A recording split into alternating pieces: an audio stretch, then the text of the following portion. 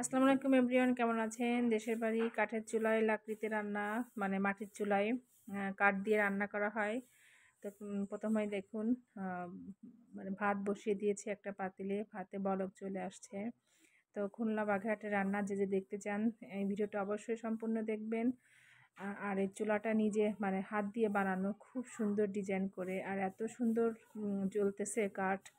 তো ভাতে বলক চলে আসছে। এদিকে দেখুন ডুমুরকে চিনেন, অলরেডি ডুমুর কেটে এটাকে পানি দিয়ে সেদ্ধ বসিয়ে দিয়েছে, একটু হালকা লবণ হলুদ দিয়ে ডুমুরের যে কষ থাকে ওটা বের করে ফেলার জন্য।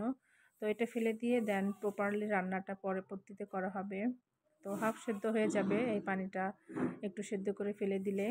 এরপর এখানে ওই যে ভাতটা রান্না হয়ে গেছিলো, মাড় গড়ানো হয়েছে, এটাতে ঝরঝরে ভাত হয়। কি যে মজার হয় দেশের রান্না, আমি মানে বলে আপনাদের বোঝাতে পারবো না। আর আমাদের খুলনা বাগেরহাটের রান্না মানেই তো অমৃত। তো এটা পরবর্তীতে রান্না হবে। এবং এখন দেখুন দেশের পুকুরের মাছ ধরছে, সেই মাছই রান্না হচ্ছে, টাটকা মাছ অলরেডি ভাজা হয়ে গিয়েছে। এবং এখানে তেলে মাছ ভাজা হচ্ছে, এটা শুধু মরিচ পেঁয়াজ দিয়ে একটু হালকা ভুনা করা হবে। অলরেডি দেখুন পেঁয়াজ তেলে বসিয়ে দিয়েছে, একটু পেঁয়াজ বেশি দেয় আমাদের খুলনা বাগেরহাটের মানুষ, আমরা একটু পেঁয়াজ বেশি খাই। তো পেঁয়াজটা একটু হালকা ব্রাউনিশ হয়ে গেলে দেন এখানে পেঁয়াজটা একটু বাটাও দিয়ে দিবে। তো পেঁয়াজ বাটা, কাঁচামরিচ দিয়ে দিল 4-5টা ফেরে। তো অমৃত রান্না, আসলে বলে বোঝানো যাবে না। হালকা রান্না কিন্তু এতটাই টেস্ট হয়। তো ইউএস কিচেনের রান্না আপনারা সবাই বলেন এত ভালো হয় কেন? তো রান্নার মূল কারিগর কিন্তু এখান থেকে আসছে। তো দেখুন এখন পেঁয়াজ বাটা দিয়ে দেওয়া হচ্ছে, একটু বেশি হয়ে যায়, আমি বললাম আমাদের অঞ্চলে একটু পেঁয়াজটা একটু বেশি খায়। তো গ্রেভিটা একটু ঘন হবে, এই জন্যই একটু পেঁয়াজের পরিমাণটা, পেঁয়াজ পেস্ট দেওয়া হলো, দেন একটু রসুন পেস্ট দেওয়া হলো। এখন হলুদের একটু পানি দিয়ে এটাকে একটু হালকা কষিয়ে নিবে।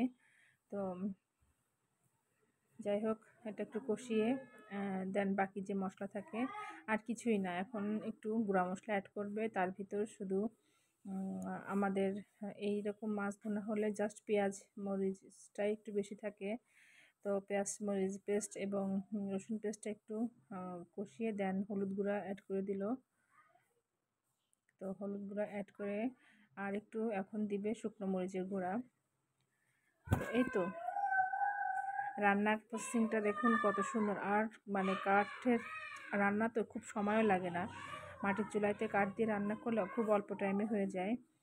তো এখন একটু মরিচের গুঁড়া অ্যাড করে দিবে। তো এই কদিন মজার মজার রান্না খাচ্ছি, দেশে ঈদ করতে আসছি, রান্না তো মনে করেন যে শুধু খাওয়া খাওয়া খাওয়ারই ভিতর আছি। আর এখানে দেশে আসলে শুধু শাক সবজি, মৌসুমি যেসব সবজি আছে সবগুলোই, এগুলোই খাই। মাছ মাংসটা একটু কমই খাওয়া হয়।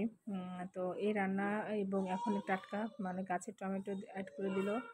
তো আমরা শুধু খুঁজি যে কী কী খাওয়া যায়, মানে যেগুলো খুবই মানে এখন চোখে দেখা যায় না, তার মধ্যে এই ডুমুরটা আছে। দেখুন পাশে কিন্তু ডুমুরটা সেদ্ধ করে হচ্ছে পানিটা ঝরিয়ে রাখা হয়েছে। এখন পরিমাণ মতো পানি অ্যাড করে দিল, দিয়ে পানিতে এখন ওই মাছগুলো ছেড়ে দিবে, ঝোলের পানি অ্যাড করে দিল, অলরেডি মাছগুলো ছেড়ে দিল। এটা একটা হালকা গ্রেভি করা হবে। তো অসাধারণ এই রান্নার রেসিপিটা খুলনা বাগেরহাটের কেমন হয় অবশ্যই জানাবেন। আমি কিছুদিন খুলনা শহরে রান্না দেখেছি, এখন দেশে চলে আসছি, ঈদটা দেশেই করেছি। দেশের রান্না মাটির চুলা কেমন হয় সেটাই আমি আপনাদের দেখাচ্ছি। তো অলরেডি দেখুন টকবক করে ঝোলে বলক আসছে।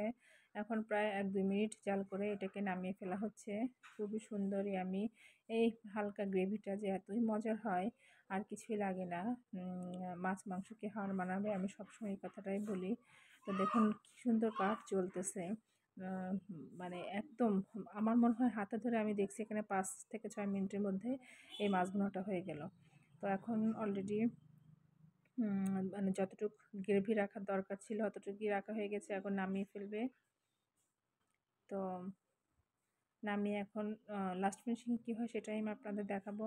আর খুলনা বাগেরহাটে অবশ্যই একবার এসে ঘুরে যাবেন। আর আমি আছি যতদিন, চেষ্টা করব আমাদের অঞ্চলের আঞ্চলিক রান্নাগুলো, আঞ্চলিক সব কিছু টুকটুক করে দেখানোর চেষ্টা করব। তো অলরেডি দেখুন যেভাবে রান্না হয় সাধারণভাবে, সাধারণ ওয়েতে, ওইটাই আমি আপনাদের সামনে তুলে ধরতেছি। এখন একটা বোলের ভিতর রান্না করে মাছটা ঢেলে রাখছে। আর অবশ্যই বুঝতে পারছেন গ্রেভিটা কতটুকু রাখা হয়েছে। বাস অলরেডি রান্না ডান। সার্ভিংটা করে ফেললো। আর সার্ভিংটা দেখুন কত সুন্দর সাজিয়ে করতেছে।